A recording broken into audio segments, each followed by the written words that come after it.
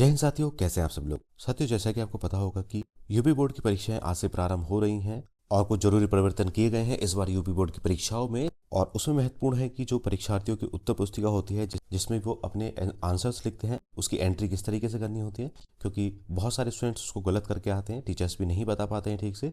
तो आपको बताने वाला हूँ कि किस तरीके से आप अपनी एंट्री सारी सही कर पाएंगे एक ही बार में।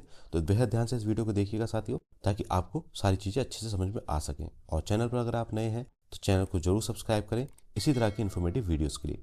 तो चलिए साथियों, शुरू करते हैं बिना किसी देरी के। तो कुछ इस तरीके से आपको कॉपी देखने के लिए मिलेगी आपकी परीक्षाओं की। इसमें कुछ महत्वपूर्ण निर्देश दिए हुए होते हैं जो आपको यहाँ पर पढ़ने होते हैं। जैसे तलाशी लेने के संबंध में, यानी कि आपकी तलाशी ली जा सकती है। जो कक्ष निरीक्षक रहते हैं, जो केंद्राध्यक्ष रहते हैं, उनको पूरा अधिकार होता है तलाशी लेने का। साथ ही इसमें लिखा है कि परीक्षा उत्तर पुस्तिका के पृष्ठ भाग पर दिए निर्देशों को ध्यानपूर्वक पढ़े तथा सावधानी के साथ पालन करें। निम्नांकित क्रमांक 1 से 6 तक की पूर्ति परीक्षार्थी स्वयं करेंगे।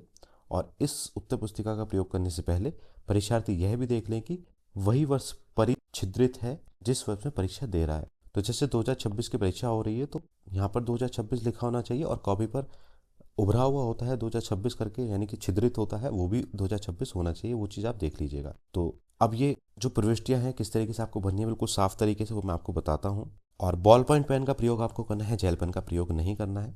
तो जैसे परीक्षार्थी का अनुक्रमांक है, तो जो भी आपका अनुक्रमांक है वो यहाँ पर आपको लिखना है।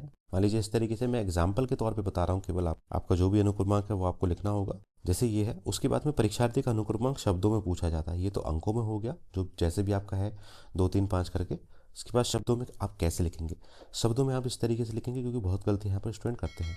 2 लिखा है तो इसको 2 लिखेंगे, इसके बाद कॉमा लगाएंगे 5, इसके बाद कॉमा लगाएंगे 1 2 3 4 5, यानी कि जो आपके यहाँ पर अक्षर लिखे हुए हैं वही आपको हिंदी में या इंग्लिश में लिखने होंगे। इसके बाद आता है आपका सब्जेक्ट। सब्जेक्ट आपका कौन सा है। मान लीजिए आपका हिंदी का पेपर है। सब्जेक्ट एग्जाम्पल के तौर पर बता रहा हूँ, हिंदी का पेपर है। हिंदी का कौन सा पेपर है।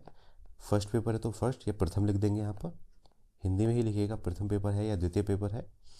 प्रश्न पत्र पर अंकित संकेतांक, तो जो आपका क्वेश्चन पेपर आएगा उस पर कुछ संकेतांक लिखे होंगे, वो आपको यहाँ पर लिखना होगा।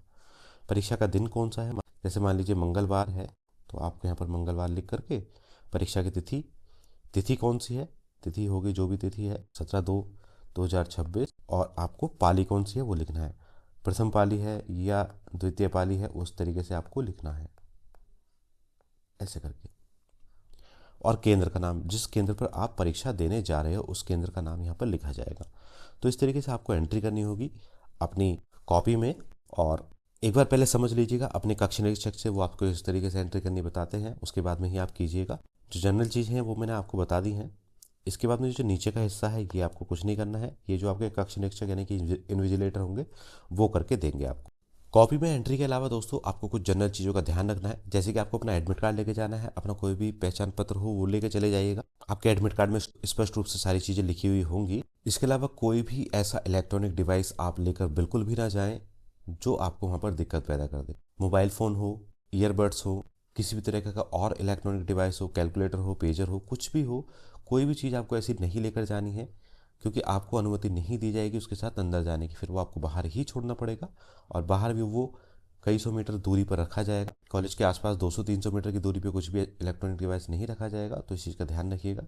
और गलती से अगर आप अंदर ले जाते हैं, बाई चांस सिक्योरिटी से मिस हो जाता है, तो वो अनुचित साधन का प्रयोग माना जाएगा और आपका जो एग्ज़ाम है वो बार्ड भी हो सकता है, यानी कि निलंबित भी हो सकता है। तो केवल आपको जो लिखने वाली सामग्री है वो लेकर जानी है। किट अगर लेकर जा रहे हैं तो वो भी ट्रांसपेरेंट हो, और अपने एडमिट कार्ड या कोई पहचान पत्र या पैसों के अलावा कोई भी एक्स्ट्रा ऐसी चीज़ ना हो जो नकल का साधन माना जा सके। तो इन चीज़ों का विशेष ध्यान रखिएगा। और आगामी परीक्षाओं के लिए आपको शुभकामनाएं। अच्छे से पढ़कर अपनी परीक्षाएं दें और कॉपी में अनावश्यक चीज़ें ना लिख कर आएँ, जो टू द पॉइंट चीज़ें हैं वही लिख कर आएँ, तो आपको अच्छे मार्क्स मिलेंगे।